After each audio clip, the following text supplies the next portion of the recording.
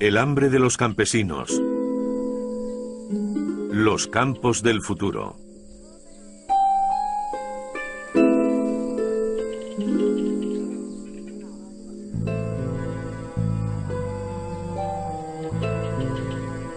Actualmente el 2% de los agricultores del planeta suministran la mitad de la producción agrícola mundial.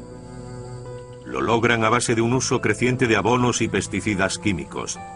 Y también a costa de la marginación de centenares de millones de pequeños campesinos que no tienen los medios para mantener esta carrera por la productividad. En 2050 habrá 9.000 millones de seres humanos que alimentar. ¿Será posible conseguirlo si condenamos a millones de productores a desaparecer? Y sobre todo, al trastornar el equilibrio de los ecosistemas, ¿no nos arriesgamos a agravar la crisis que predicen numerosos especialistas?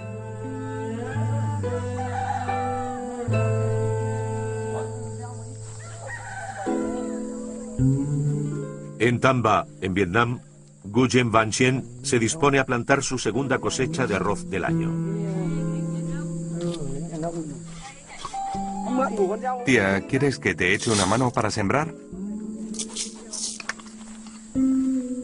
¿Empiezo por aquí? Como el 90% de los campesinos vietnamitas, Chien cultiva arroz.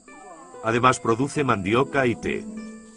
También cría pollos, cerdos y bueyes que le permiten labrar su parcela. Podemos abonar en 10 días. No, tendremos que hacerlo dentro de 3 o 4 días.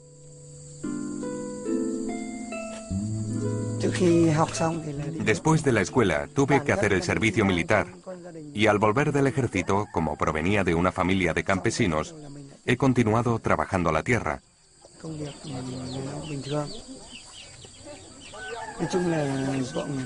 Aquí tenemos una superficie muy pequeña.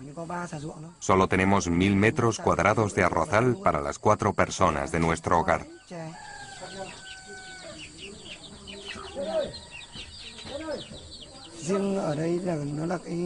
Para ahorrar debemos contar con la ganadería y el cultivo de té. Aquí el arroz es un cultivo tradicional. El que producimos es de mejor calidad que el que podemos encontrar en el mercado. Además, permite a nuestra familia autoabastecerse. Y eso es muy importante. Un dicho vietnamita afirma que primero hay que asegurarse el alimento antes de poder pensar en cualquier otra cosa. Eso es lo que hace Chien con las 2 toneladas de arroz que produce cada año. Pero como la mejora de la calidad de las semillas y de los sistemas hidráulicos han facilitado enormemente el trabajo en los arrozales, ahora tiene tiempo de emprender nuevas actividades. Chien ha comprado recientemente una descascarilladora de arroz. Gracias a esta máquina, siempre tiene arroz fresco para su familia. Además, a cambio de dinero, también garantiza el blanqueo del arroz de sus vecinos. Es una iniciativa individual que habría sido impensable hace tan solo 20 años, cuando las tierras estaban colectivizadas.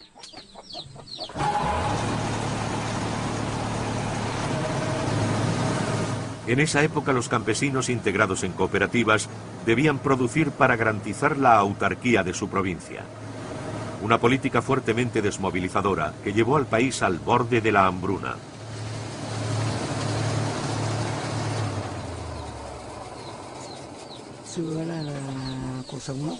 Antes la vida era muy difícil. Cuando volví del servicio militar, mi familia vivía en una casa muy rudimentaria. La vida ha mejorado mucho en los últimos años. Ha sido gracias a la política de apertura del Estado y a la política de concesión de tierras, que ha convertido al campesino en autónomo. El Estado solo aporta ayuda técnica y marca las políticas.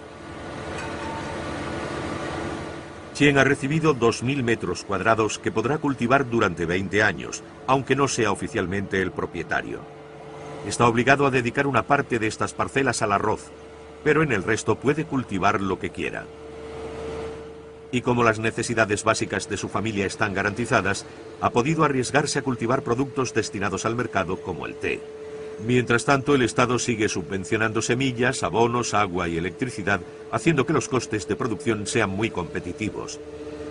Gracias a esta política, Vietnam, hasta entonces importador, ha podido hacer frente a sus necesidades alimentarias y se ha convertido en solo unos años en exportador de productos agrícolas.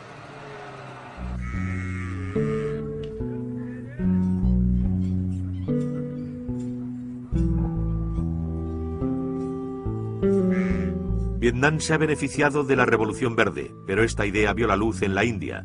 Fue lanzada en 1958 y se basaba en la difusión de variedades de alto rendimiento, en la extensión del regadío y en la agroquímica.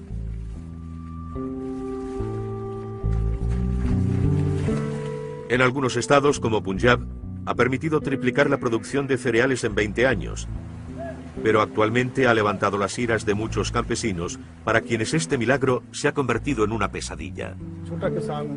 Me llamo Jarnal Singh y soy un pequeño agricultor. Vivo en Jajal. Jajal es un pequeño pueblo del Punjab, situado en la región de Talwandi,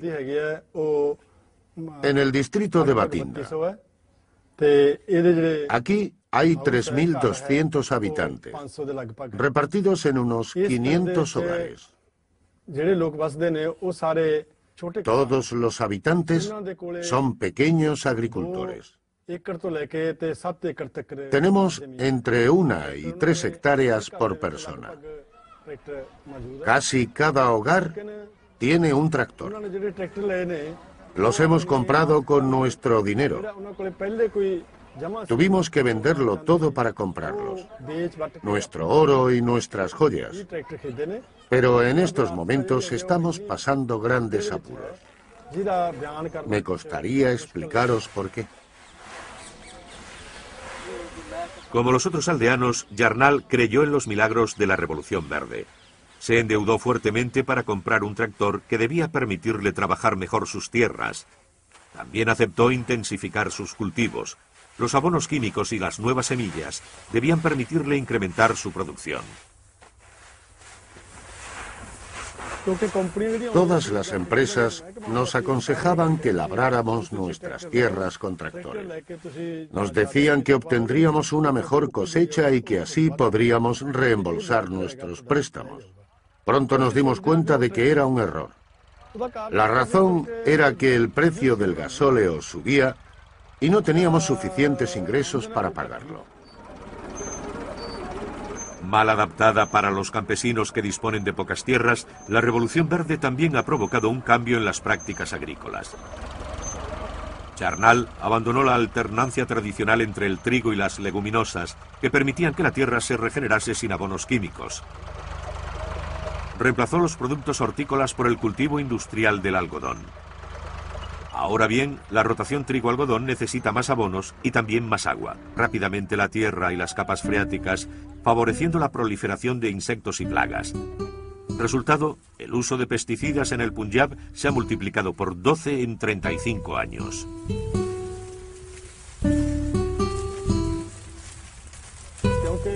Cuando llegaron las empresas extranjeras y empezaron a distribuir sus productos, los vendían a precios muy bajos y poco a poco fueron aumentándolos. Gracias a ello las cosechas eran buenas y las empresas lanzaban cada vez más productos. Todos los beneficios que podía obtener un campesino los recuperaban las empresas y finalmente el campesino no ganaba nada. Además, los productos que proporcionaban a los campesinos eran muy malos para el medio ambiente. Han dañado completamente nuestro medio. Pero el agricultor no tenía más elección que continuar utilizando esos tratamientos. Comprábamos los pesticidas a crédito y pedíamos dinero prestado a los comerciantes para pagarlo. Cuantos más productos químicos utilizan, más necesitan aplicar para compensar el empobrecimiento de la tierra y mantener sus ingresos. Para pagarlos, los campesinos se endeudan con unos intereses muy elevados, mientras el precio que obtienen por sus cosechas se estanca e incluso disminuye. Si Yarnall gasta 100 en abonos y pesticidas y no gana más que 80 con su cosecha, es una ecuación mortal para él. Pero a corto plazo, hace las delicias de las industrias agroquímicas. El problema es que nosotros dependemos de la tierra que nos alimenta. Esta tierra es un organismo vivo, no es un sustrato al que hay que meterle abonos para producir. En el momento en que olvidamos esta noción de tierra viva, entramos en un proceso en el que la tierra, concebida como sustrato, lleva a trastornar todo su metabolismo y su funcionamiento con la aportación de abonos químicos dopantes que efectivamente aumentan la productividad. Pero no nos damos cuenta de que hay un balance económico positivo al lograr una mayor producción. Pero el balance ecológico es catastrófico. Es decir, que provoca menor calidad de los alimentos, el deterioro de la tierra, la pérdida de la biodiversidad y las aguas subterráneas contaminadas. Cuando hacemos un balance global, vemos que nos arriesgamos a que éste nos condene finalmente a tener muchos productos, pero a haber destruido lo que podríamos decir que es nuestra herramienta de producción.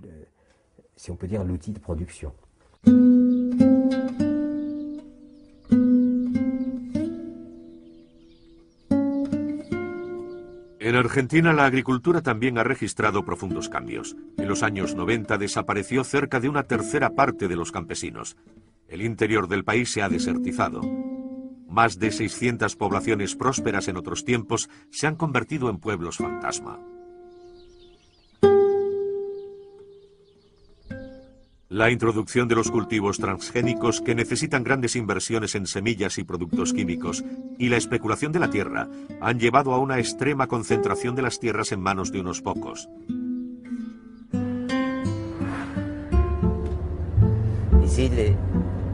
Los dos campos, situados a ambos lados de la carretera, son míos. Estos son campos de trigo. Jorge Schrodek trabajó mucho tiempo como comerciante en el negocio de la lana. Invirtió en la tierra lo que ganaba y con 45 años decidió dedicarse exclusivamente a la agricultura. En la hacienda que ha montado en el sur de la provincia de Buenos Aires está en marcha la recolección del trigo.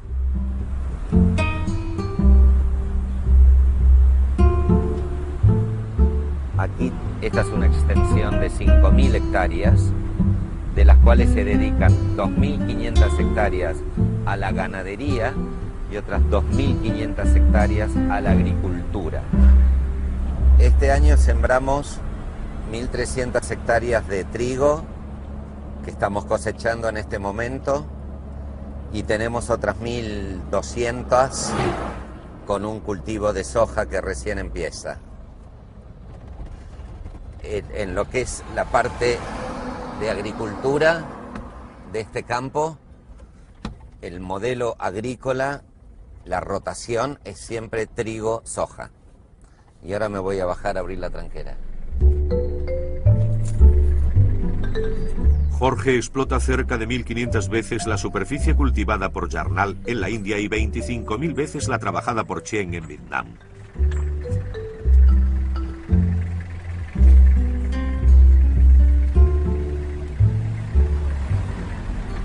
La soja esta transgénica, yo puedo aplicar un herbicida. Esa es la gran ventaja que tiene la soja, que es transgénica, quiere decir que es resistente al glifosato. Entonces yo acá ya la próxima semana voy a esperar una lluvia más y voy a matar todos los yuyos que vos ves que no es soja.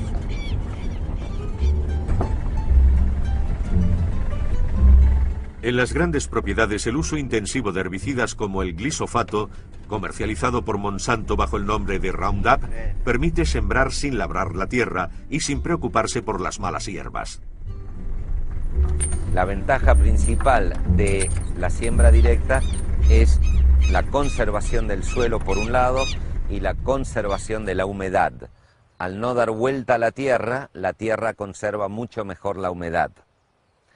Lo que sí es que para hacer siembra directa, o digamos, la siembra directa es solamente posible con todos los productos químicos, porque se controla las malezas con glifosato, entre otros productos.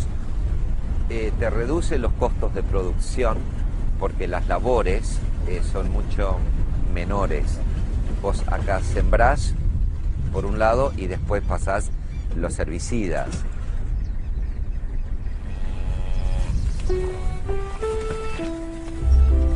Las grandes explotaciones de Argentina han conseguido unos costes de producción situados entre los más bajos del mundo, pero también es donde se aplican más productos químicos a los cultivos.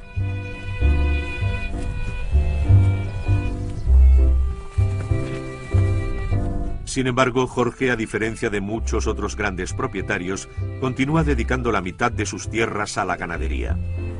Protege su capital alternando cada 5 años un ciclo de ganadería con uno de cultivo, ya que lo que extraen del suelo, el trigo o la soja, lo devuelven a continuación con sus excrementos sus 5.000 cabezas de ganado.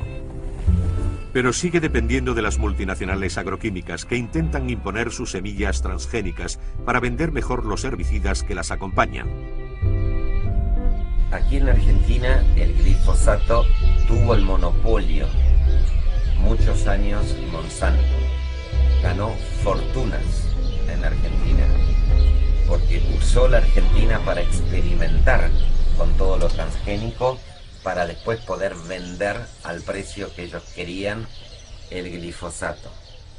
Ahora creo que se les levantó la exclusividad y está viniendo glifosato de la China. La China es otro productor de glifosato.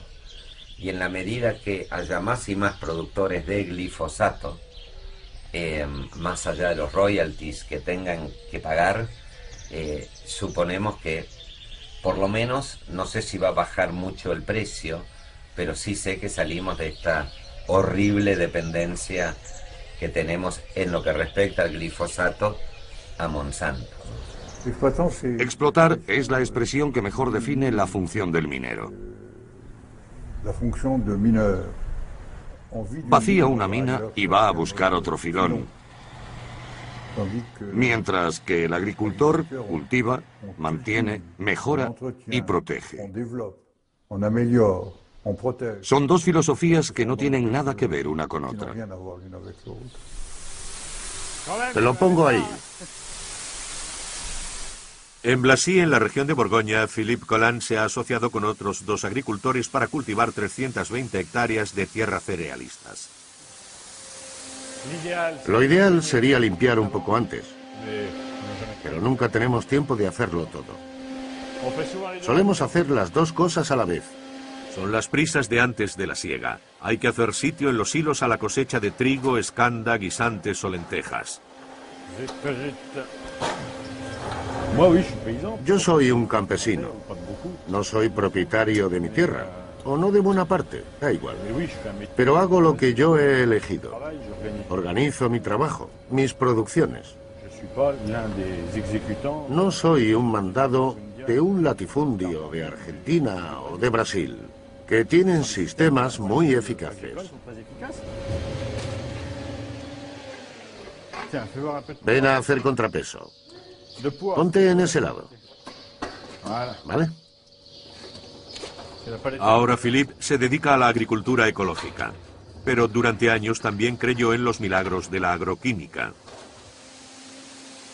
La presión es difusa, pero permanente, ya que todos los sectores profesionales tienen un solo modo de producción, que podemos denominar el convencional.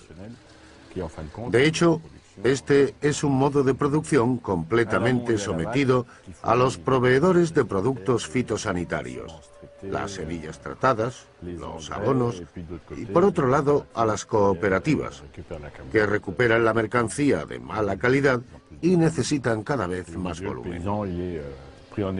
Y en medio se encuentra el campesino, medio aplastado entre los 2 operadores que le dicen: hay que producir, hay que producir. Hay una especie de combinación categórica, independientemente de la rentabilidad de la operación. Acabé harto de manipular toneladas de productos de tratamiento y de haberme tragado alguno por los pocos medios de protección. Por todo ello, este sistema no me convenía para nada. No era lo que yo quería hacer en mi profesión cuando decidí instalarme aquí. Así que en 1998 me pasé a la agricultura ecológica.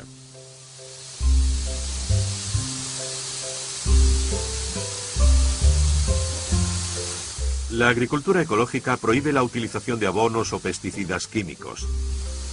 A falta de animales que aporten estiércol, Philippe debe evitar que el terreno se agote, ocupándose de la rotación de 17 cultivos. La sucesión de estos cultivos variados año tras año permite que el suelo se recargue de elementos nutritivos.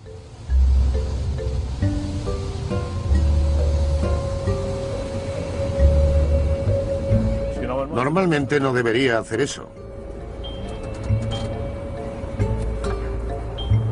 Pasa algo. ¿Has visto el indicador que se enciende? Pero ayer lo revisé todo y funcionaba.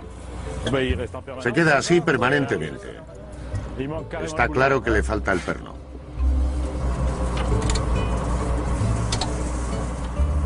También tendremos que desmontar ese soporte.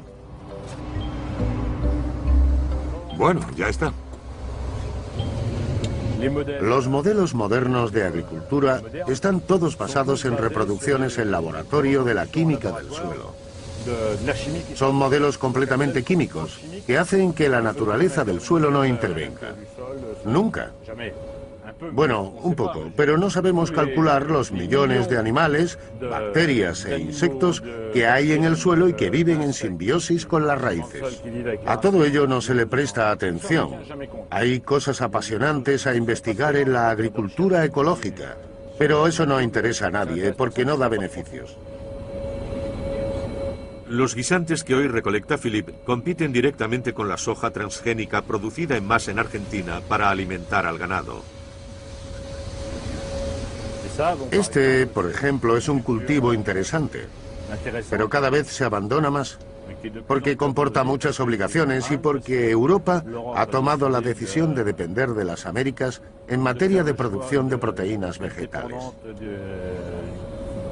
Así que ahora el cultivo de guisantes no es muy lucrativo para un campesino, pero es un cultivo indispensable para nuestro sistema biológico, ya que deja una parte de nitrógeno en el suelo para el trigo que se cultivará el año siguiente. Así que debemos cuestionarnos la coherencia del sistema mucho más que si pudiésemos recurrir de forma masiva a los productos químicos o a los abonos nitrogenados. Sin embargo, en Europa se ha dado prioridad a este segundo modelo. Poco a poco, los suelos están perdiendo su estructura y son cada vez más estériles. El campesino que utiliza pesticidas sin darse ni cuenta del perjuicio es el que sufre muchos daños humanos debido a ellos en el tercer mundo, como sucedió en Europa, cuando utilizaban esos pesticidas sin controlarlos. Este es un desastre ecológico, humano, social y económico a la vez. Actualmente el campesinado está sufriendo y se hunde a todos los niveles. Un estudio realizado en el estado de Punjab ha revelado que el 90% de los campesinos debían obtener un préstamo cada año para poder replantar. En la India, los comerciantes de pesticidas y abonos suelen ser también los que prestan el dinero y los que compran la cosecha para las industrias. Por lo tanto, tienen un gran interés en hacer que el cultivador consuma productos químicos y en dejar que se endeude con el fin de presionarlo para adquirir su cosecha al mejor precio. A este ciclo infernal también se le atribuyen los miles de casos de suicidio que se han dado en el Punjab en estos últimos años.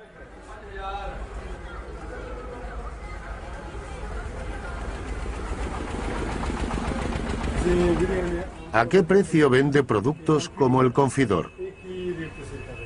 Nosotros lo vendemos a 14 euros el litro, pero con otra marca. Hace más de 35 años que estamos en el negocio de los abonos y pesticidas. El 50% de los campesinos lo pagan en efectivo y el resto lo hace a crédito. El dinero nos lo reembolsan vendiendo su cosecha. Cada vez que sale un producto nuevo, viene un comercial especial a explicarnos cómo se debe utilizar y después informamos a los campesinos. Convocan reuniones en los mercados y hacen demostraciones a los campesinos que después podrán informar a sus colegas. Oficialmente son para explicar a los campesinos las precauciones a tomar para su utilización, pero de hecho se trata de promocionar las últimas novedades. Si mezclas los productos, ¿bastarán para toda la semana? Sí, además ya hicimos un tratamiento la semana pasada. Cuando este producto no existía, ¿había que rociar los campos cada día? Sí, todos los días, mañana y tarde. Es un producto sofisticado y muy concentrado. Pero los comerciales de las empresas nos dicen que no repercutirá en nuestra salud. Pero el campesino es consciente de que el veneno que permanece en las plantas durante unos 15 días también penetrará en su cuerpo.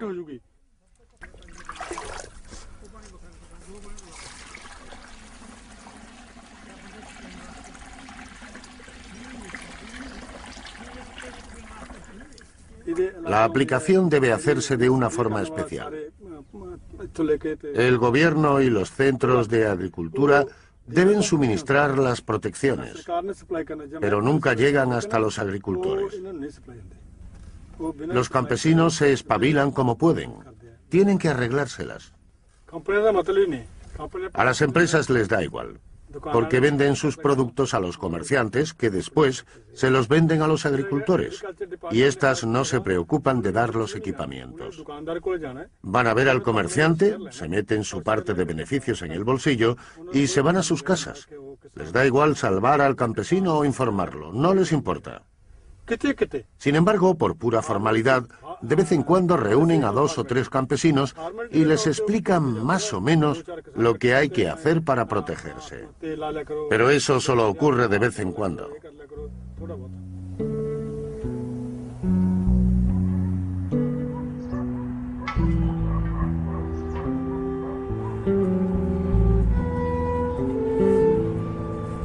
En Yayal, los campesinos le han pedido a Yarnal que los represente ante las autoridades. A fuerza de insistir, ha logrado que el gobierno nombrase una comisión de investigación para analizar el impacto de los pesticidas en la salud de los habitantes.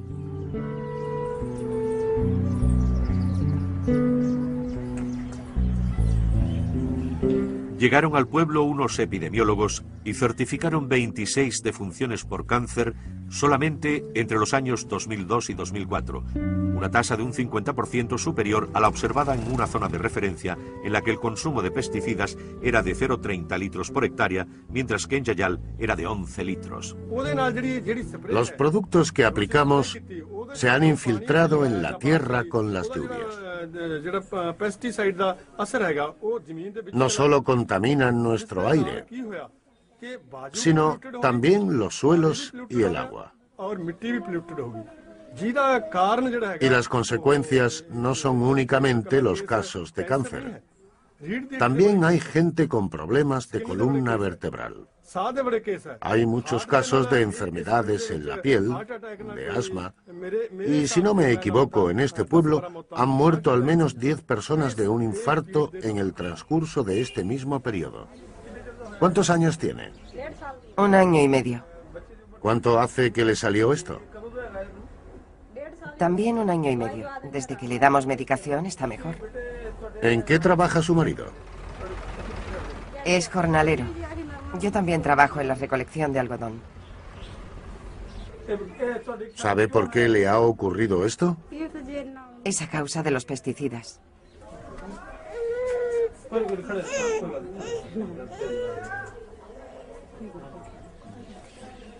¿Cuántos años tiene su hijo? Tiene 2 años. ¿Nació así? Sí, ¿Y nació en casa? sí. ¿Qué os han dicho los médicos al respecto? Nos han dicho que tiene cáncer. Es la primera vez que veo un caso de cáncer así en nuestro pueblo. Por lo que sé, nunca se habían dado casos de cáncer en los niños. Incluso cuando fui a Delhi, me confirmaron que aquí no había habido ningún caso de entre ellos. Mirad toda la gente que está enferma. No han recibido ayuda alguna, nada. Y hay que destacar que la gente que está enferma, e incluso la que finalmente murió, se ha gastado miles de rupias en tratamientos. Lo han perdido todo, pero el gobierno no les ha ayudado para nada. A pesar de las conclusiones de la investigación, las autoridades se niegan a reconocer la responsabilidad de los pesticidas y prefieren atribuirlo a factores como el consumo de alcohol o de tabaco.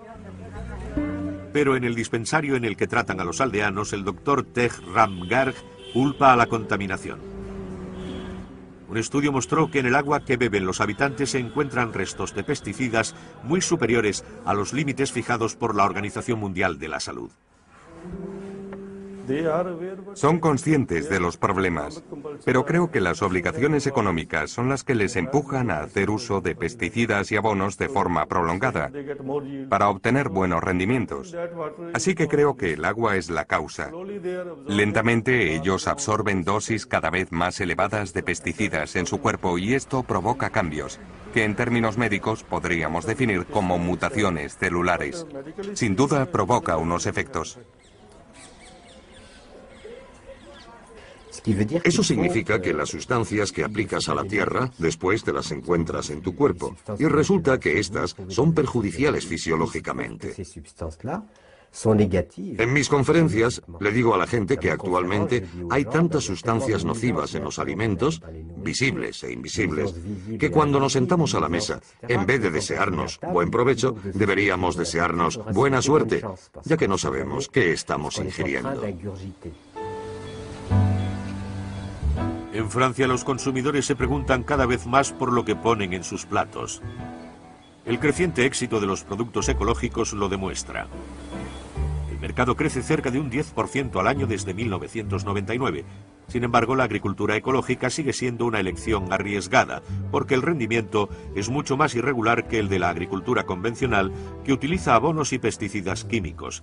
En cuanto al mercado de los productos ecológicos, también está sometido a la presión de las industrias agroalimentarias, que han detectado el gran negocio. Hoy Philippe trae su trigo a la cooperativa para comprobar su contenido en proteínas. Cuanto más elevado sea, mejor precio obtendrá. ¿Qué tal? Hola, Jean-Marie. ¿Qué hay de tu trigo? ¿De mi trigo? Este año no vamos a dejar mal a tus hilos. ¿Pero de calidad es bueno? No sé. Puede que 8 o menos. 9,5, 9,9. ¿De qué variedades? Esta no lo sé. Atlas. Atlas. De hecho, son nuevas variedades. No solemos tener mucha perspectiva. Además, las investigaciones de variedades no se hacen en los cultivos ecológicos.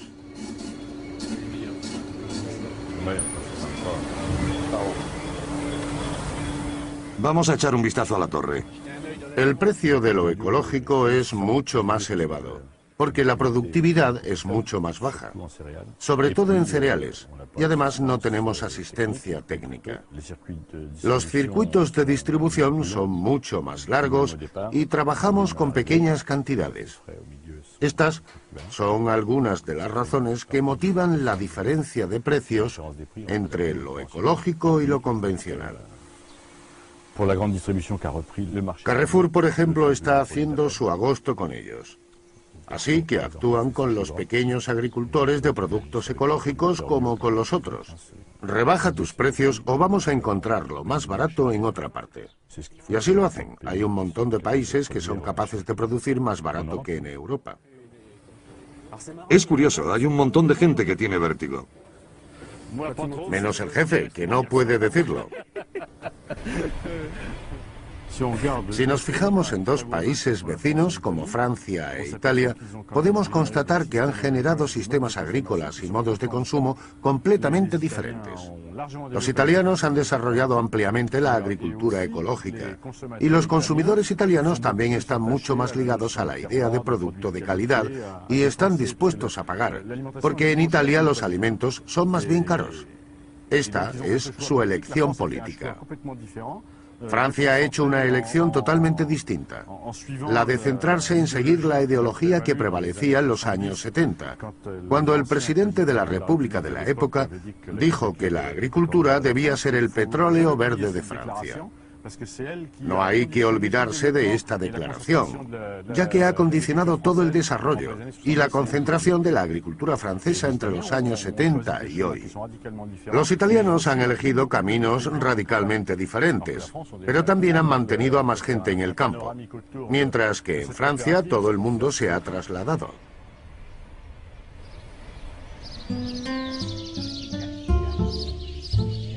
Las dos perritas son mías. Vamos a hacer una. En Argentina, el método de siembra directa y el uso de los transgénicos han simplificado enormemente el trabajo de la tierra.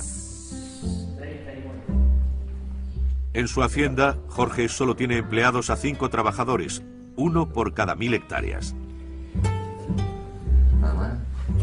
Hoy Jorge debe analizar la situación de los cultivos con Fernando, su encargado. Hace 15 años que estoy acá en el establecimiento, porque yo entré como mensual a este campo y año y medio, 2, estaba bajo el cargo de todo el campo, ¿no? Pero bueno, eso se lo debo a la persona que está a mi lado, que es Jorge. Los salarios relativamente no son muy altos, pero bueno, todo en general, los campos siempre dan un sueldo aparte. Más allá del sueldo de lo que ganan acá, lo que trabajan en el campo, tienen también pago casa, comida, luz, gas, no pagan impuestos municipales, es decir, la mayoría de la gente tiene todo lo que necesita pago.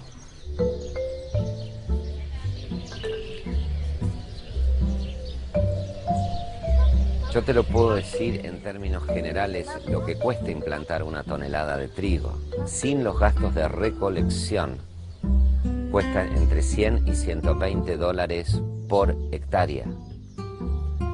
Ahora, dentro de ese costo de producción, como siempre, y lamentablemente, el costo más chico es la mano de obra. Los costos de laboreo en un país como la Argentina, donde el gasoil no es caro, representa entre el 10 y el 15% del costo de implantación de un cultivo. Y la mano de obra representa aproximadamente un 5%. El resto del costo es principalmente fertilizantes, herbicidas y la propia semilla. No, basta de ensuciarme. Está celoso. Está celoso del cordero. Estos magros salarios de 3 o 4 euros al día explican los bajos precios a los que los grandes propietarios pueden vender sus producciones, que aún así se mantienen rentables, ya que compensan los bajos precios de la tonelada con las enormes cantidades obtenidas. Pero para las pequeñas explotaciones que no pueden contar con los mismos volúmenes, esos precios son terribles. Actualmente en Argentina es imposible salir adelante con menos de 600 hectáreas. Obligados a vender sus tierras, algunos pequeños campesinos, los tanteros, se agrupan para comprar maquinaria agrícola. Junto a la carretera esperan que un patrón venga a alquilar sus servicios. Hoy la agricultura va a estar en manos de... Para quienes invierten en la tierra ya no es necesario contar con los conocimientos de un campesino o movilizar capital en maquinaria. Los tanteros pueden encargarse de todo. Hoy en la Argentina ya se ve grandes grupos inversionistas que hace 10 años atrás pudieron haber participado en la privatización de la empresa telefónica o la empresa de electricidad. Esos mismos grupos hoy están comprando tierra o invirtiendo a través de alquileres para producir tanto productos agrícolas como productos ganaderos. Al invertir en superficies cada vez más grandes, utilizando una mano de obra campesina que ya no vive de sus tierras, las grandes explotaciones provocan la bajada de las cotizaciones mundiales. También contribuyen a incrementar los enormes beneficios de las multinacionales agroalimentarias, pero amenazan los ingresos de millones de pequeños campesinos. Actualmente vemos cómo crecen las explotaciones de varios miles de hectáreas en las que se trabaja continuamente y donde se produce en gran cantidad a precios relativamente bajos. Basándonos en esto, que es la tendencia que hay en Francia desde hace 40 años, podríamos imaginar un mundo que sería capaz de producir suficientes alimentos, o casi, con 3 o 4 millones de explotaciones. La pregunta es, ¿qué hacemos con los 3.000 millones de campesinos? En Argentina, como en numerosos países, los pequeños campesinos engrosan la población pobre de las ciudades. Pero las repercusiones de esta agricultura sin campesinos no acaban aquí. Los fondos especulativos que se lanzan a la agricultura exigen una rápida rentabilidad de la inversión. No dudan en agotar los suelos en unos años y se van un poco más lejos a explotar otro filón. La agricultura no puede ser restringida a una idea de mercancía, porque hay una gran cantidad de gente que depende de ella para sobrevivir. Cerca de la mitad de la población activa depende de la agricultura. La agricultura solo vive de los recursos naturales, así que está directamente ligada a la tierra, al agua, a las semillas, a la biodiversidad. Este aspecto de la gestión del medio ambiente es esencial en la actividad agrícola, y los mercados no pueden responder a eso, a una buena gestión de los recursos naturales.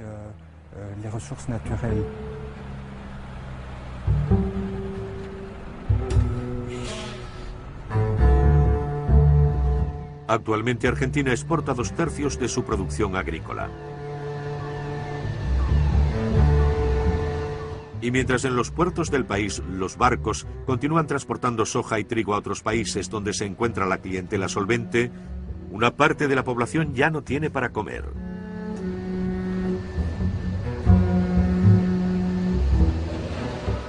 Al final de este modelo de agricultura solo sacan provecho un puñado de privilegiados, mientras que por primera vez en la historia del país se pone en cuestión la seguridad alimentaria.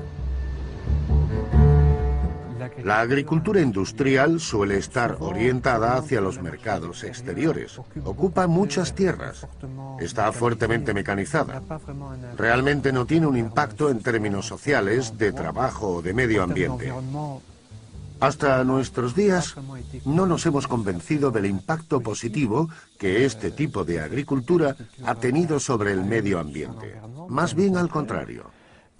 En cambio, la agricultura familiar predominante ya no es una agricultura ideal, pero siempre ha demostrado que es capaz de adaptarse a circunstancias muy diversas.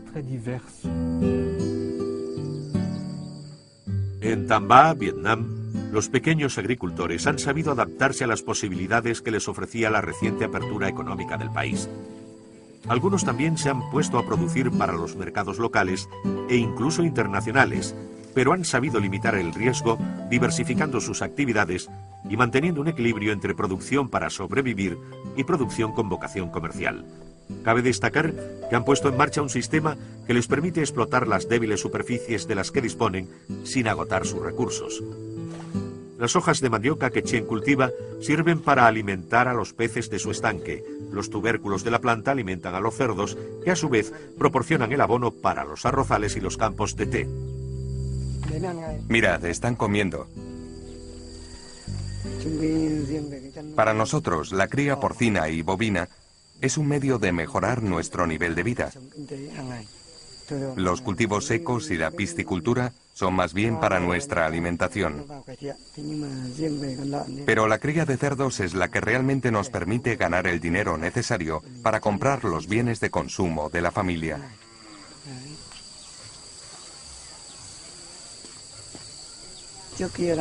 Antes yo me dedicaba a la cría de cerdas para que me dieran lechones.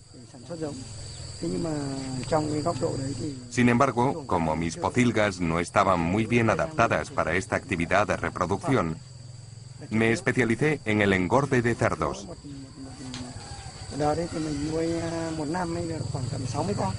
Ahora, cada año, produzco unos 60 cerdos.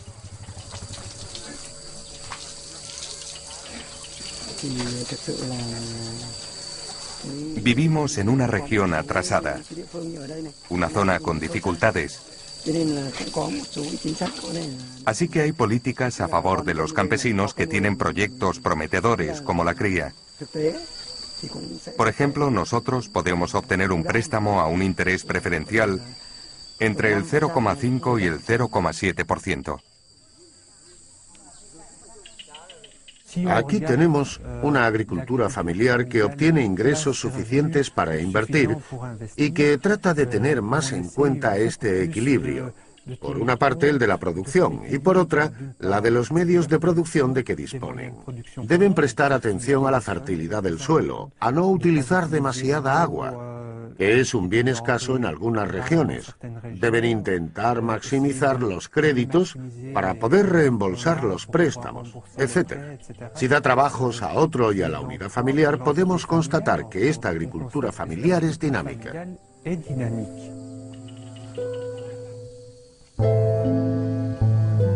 En Vietnam, la agricultura representa el 25% del PIB del país, pero emplea a más del 60% de la población activa. El desafío que representa mantener a tan numerosa población en el campo es enorme. Consciente de que no hay suficiente trabajo en las ciudades para todos los campesinos, el gobierno los ha animado a quedarse en sus tierras. Pero para esta población en constante crecimiento, las superficies cultivables disminuyen. La tentación de talar los bosques para ganar nuevos terrenos es muy grande y los riesgos de la erosión y del agotamiento de la tierra aumentan.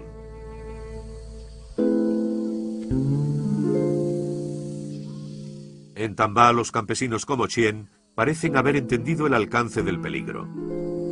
Respaldados por los agrónomos del programa Río Rojo y una ONG francesa, el Grupo de Investigación e Intercambio Tecnológico, experimentan con nuevas técnicas que concilian la protección del medio ambiente y la mejora de la producción.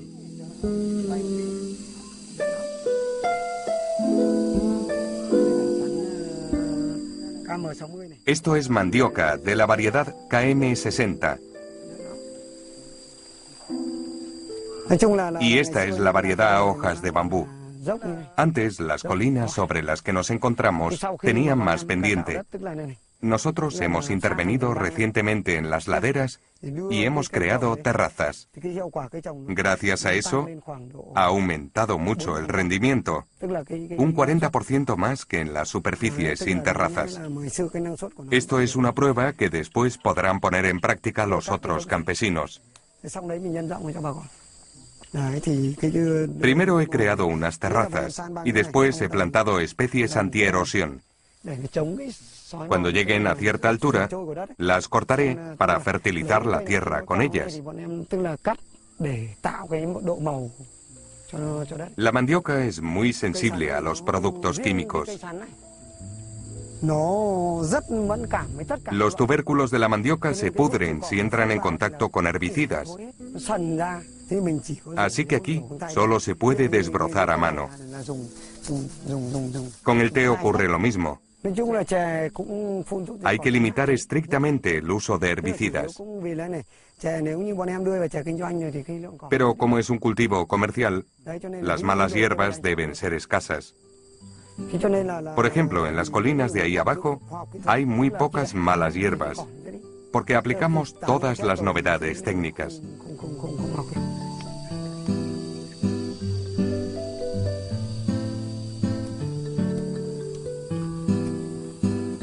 El ejemplo vietnamita muestra que un gran número de pequeños campesinos pueden vivir con poca tierra y también que la agricultura familiar no se asocia con el inmovilismo y puede ser innovadora.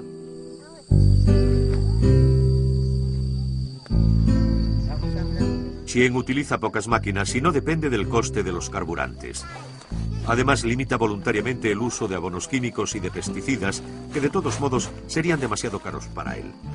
Y gracias a la diversificación de ingresos de sus actividades, consigue que su familia viva dignamente e incluso puede ahorrar algo para pagar los estudios de sus hijos.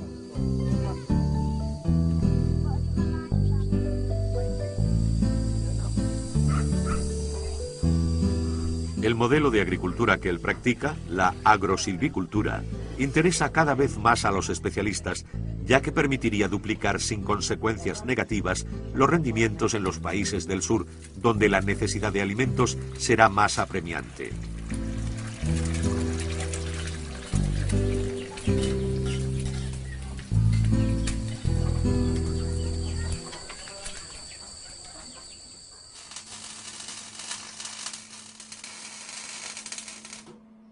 En Europa también se abre camino la idea de agricultura campesina.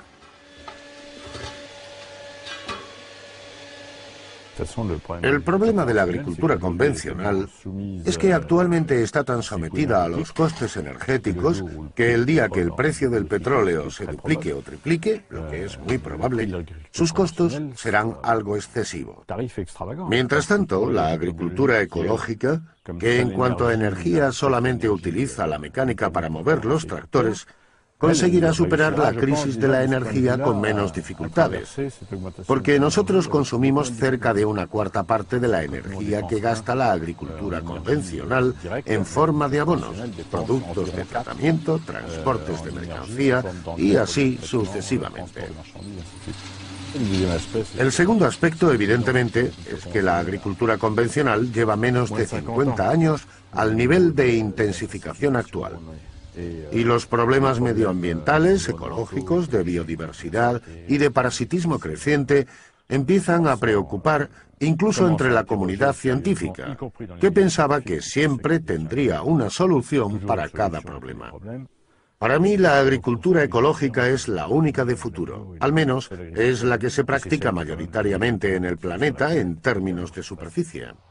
Los especialistas estiman que el uso intensivo de productos químicos no permitirá aumentar más los rendimientos, y además que ha contribuido a la desaparición de millones de hectáreas de tierras cultivables en la India, Argentina u otros lugares. Para proporcionar una alimentación abundante y de calidad al planeta, será necesario explotar de forma sostenible todas las superficies cultivables. La agricultura campesina parece ofrecer una auténtica solución, pero eso implica convertir en prioridad el derecho de los pueblos a alimentarse y no dejar que solo el mercado dicte su ley. ¿Nuestros responsables políticos y económicos estarán dispuestos a tomar esa decisión?